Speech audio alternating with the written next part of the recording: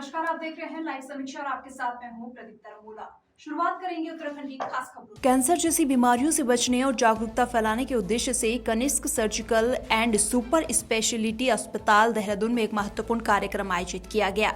इस कार्यक्रम में कैंसर रोग विशेषज्ञ डॉक्टर मुकेश कुमार गुप्ता ने कैंसर के बारे में महत्वपूर्ण जानकारी साझा की। उन्होंने कैंसर के कारण, लक्षण, बचाव और इसकी पहचान के तरीकों पर विस्तृत चर्चा की।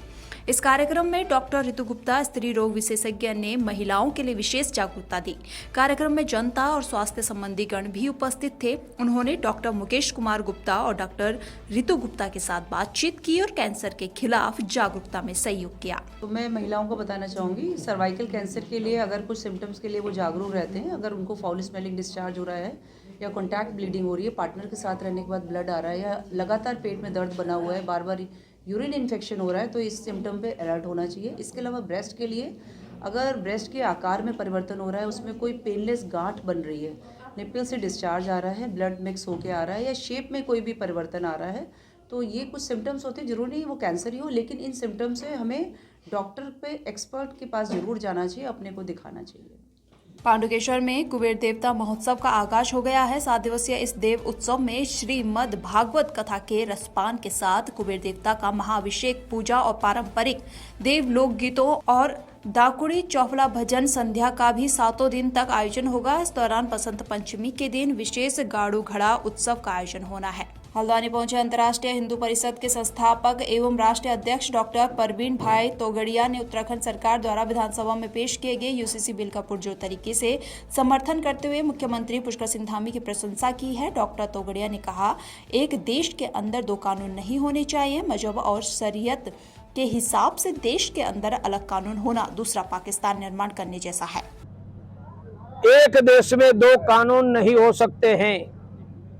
मजहब के आधार पर, शरीयत के आधार पर अलग कानून करना, यह भारत में दूसरा पाकिस्तान बनाने की दिशा है।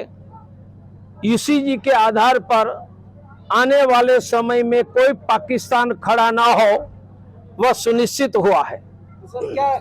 पर्यटन को बढ़ावा देने के लिए राज्य सरकार दूरस्थ पहाड़ी क्षेत्रों में हेली सेवा शुरू करने जा रही है। हल्द्वानी में चंपावत, पिथौरागढ़ और मुनस्यारी के लिए हेली सेवा शुरू की जाएगी, जिसके लिए हल्द्वानी के गोलापार स्थित हेलीपैड में ट्रायल किया गया है। इस दौरान एसडीएम परितोष वर्मा और तहसीलदार के साथ ही हेरिटेज एविएशन और युकांडा की टीम भी मौजूद रही। यह 7 सीटर हेलीकॉप्टर रोजाना 2 चक्कर में अपनी सेवाएं देगा। अब डीजीसीए की टीम हेलीपैड में फाइनल निरीक्षण करेगी, जिसके बाद जल्द ही इसकी शुरुआत होगी। देखिए, गोलापार जो हेलीपैड है, यहाँ से आज ट्रायल स्टार्ट हुआ है और डीजीसीए की टीम ने इसका निरीक्षण करना है। यहाँ से चंपावत, पिथौरागढ़ और मुनस्यारी के लिए हवाई सेवा स्टार्ट की जा रही है, जिसमें कि 7 सीटर हमारा चॉपर है। उसमें ये प्रतिदिन 2 चक्कर लगाएगा और अभी इसकी ट्रायल डीजीसीए द्वारा की जा रही है। अनापत्ति देने पर फिर यहाँ पे नियमित रूप से routine. Pauri Devprayag state highway rail परियोजना के कार्य में लगे भारी वाहनों के गुजरने से अब पूरी तरह से खस्ता हाल हो चुका है। आलम यह है कि सड़क अब पूरी तरह से कीचड़ में तब्दील हो चुकी है, जिस पर गुजरने वाले 2 पहिया वाहन कई बार सड़क पर फिसल चुके हैं। सिमिलरली जो देवप्रयाग से एक रोड है आरबीएनएल के कॉन्टिन्यूस ट्रक्स के मूवमेंट के कारण खराब हुई है, तो वो भी 16 करोड़ समथिंग की एक बड़ी स्कीम है जिसे इनॉग्रेट किया जा रहा है, उसके रेनोवेशन का।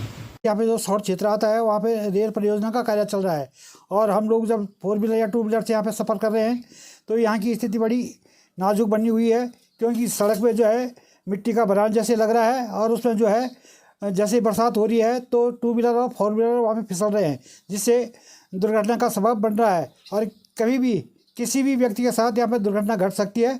और इसलिए हम शासन प्रशासन से मांग करते हैं कि इसको तुरंत जो है ठीक कर दिया जाए। सौड़ से जब यहाँ जाते हैं तो आप रोड की स्थिति देख सकते हैं कितनी बदहाल हुई है, लेकिन आरबीएनएल जो यहाँ पे कार्यदायी संस्था है, उसके द्वारा रोड की स्थिति को अभी तक सुधारा नहीं गया है, जिसको लेकर आज यहाँ पे धरना दिया गया है। और अगर आने वाले समय में भी अगर इसमें यहाँ पर कोई रोड में सुधारीकरण नहीं होता है तो आगे से उग्र आंदोलन होगा, क्योंकि ऐसा विकास हमको नहीं चाहिए जो इस क्षेत्र का जो पहाड़ों का विनाश कर दे।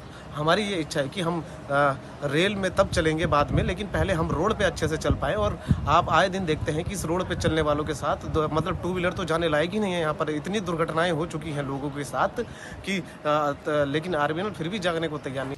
सितारगंज में मालपुरी के समीप अमरिया की ओर से आ रहे दो मोटरसाइकिल सवार को एक तेज रफ्तार डंपर ने पीछे से टक्कर मार दी। वहीं टक्कर लगने से बाइक सवार चालक की मौत हो गई है।